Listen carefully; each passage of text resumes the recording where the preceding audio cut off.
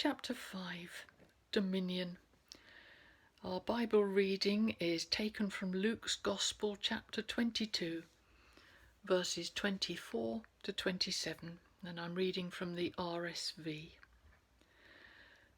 A dispute also arose among them, which of them was to be regarded as the greatest.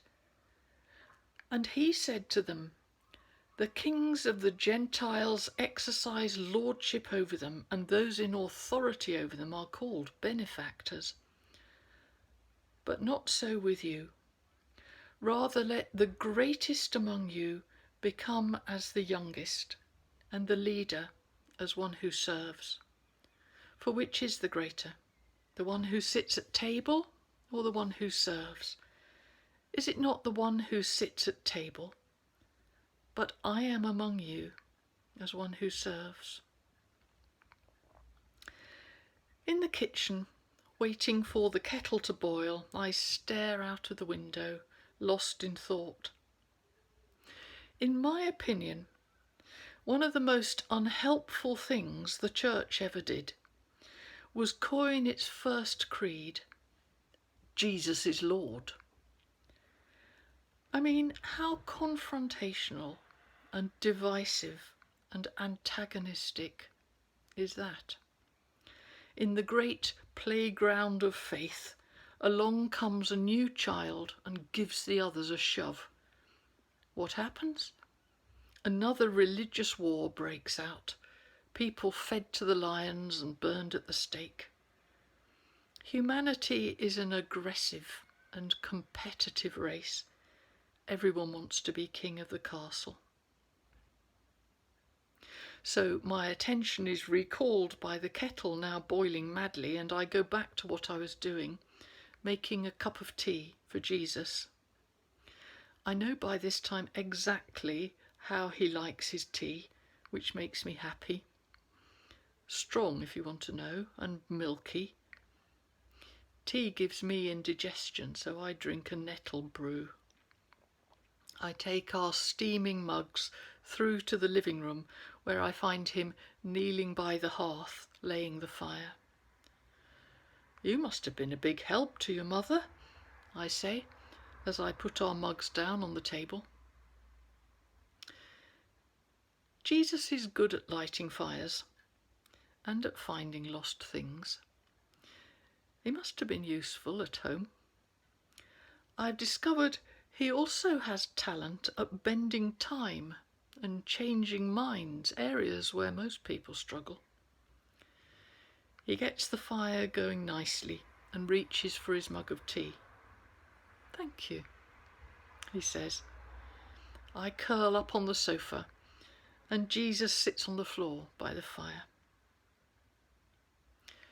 Dominion, I remark by way of getting a conversation started, is a big problem. That first shot at a creed, "Jesus is Lord," was distinctly unhelpful, wasn't it?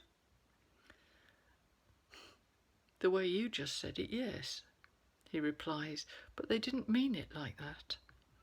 They intended not Jesus is Lord, but Jesus is Lord." "What?" I stare at him, baffled.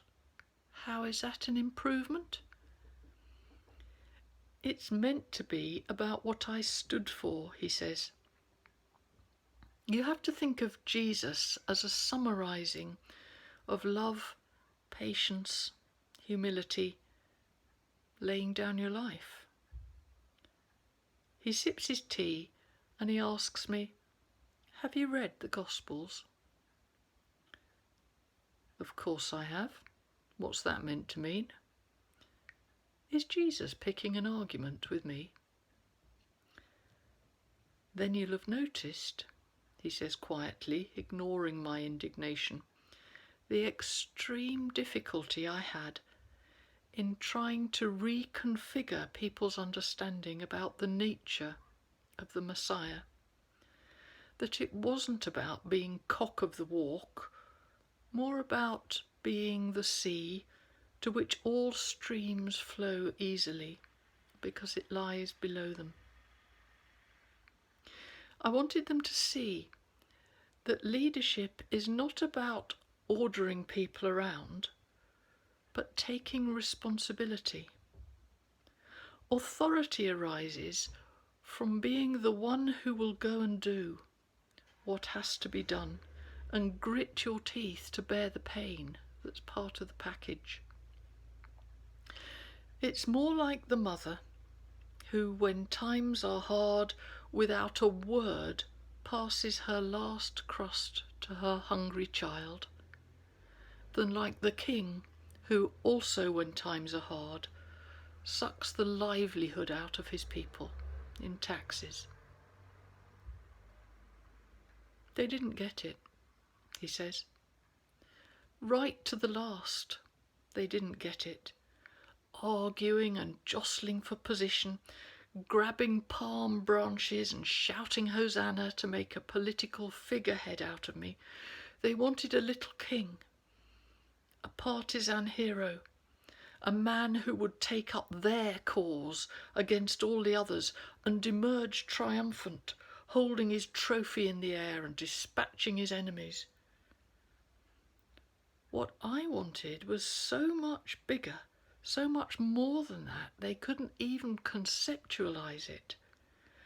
I wanted something that would work for all humanity, something that would be healing, salvation for everyone. And to get to that, you have to go down low. You have to be the deep lake in the valley, not the jaunty little spring at the top of the hill. Love goes down low. Humility does. That's what Jesus is Lord means.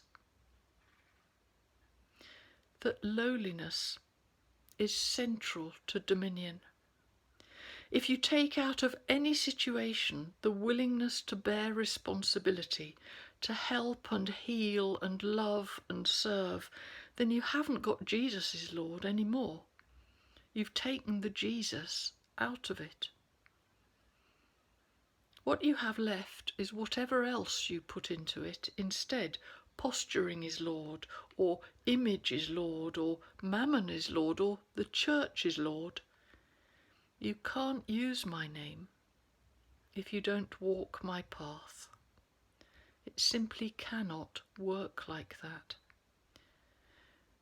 If you're asking me, I think it's fine as a creed, but the first people who have to live by it are the people who proclaim it. It doesn't mean anything at all if it's used to tyrannize other people and rubbish other paths of faith.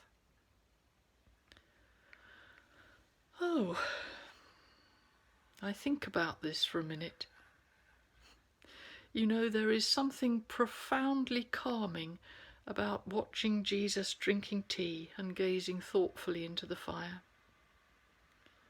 So, what about the exclusive claims of the gospel, things you actually said yourself, like, I am the way, the truth, and the life. No one comes to the Father but by me. He glances at me. It's true, he says. It's absolutely true. The new and living way I made is myself.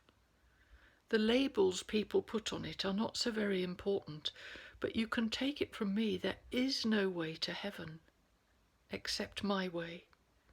Humility, the willingness to serve and to take responsibility, allowing yourself to be vulnerable, giving yourself to love. There is no other way. If you're doing that, then you are with me.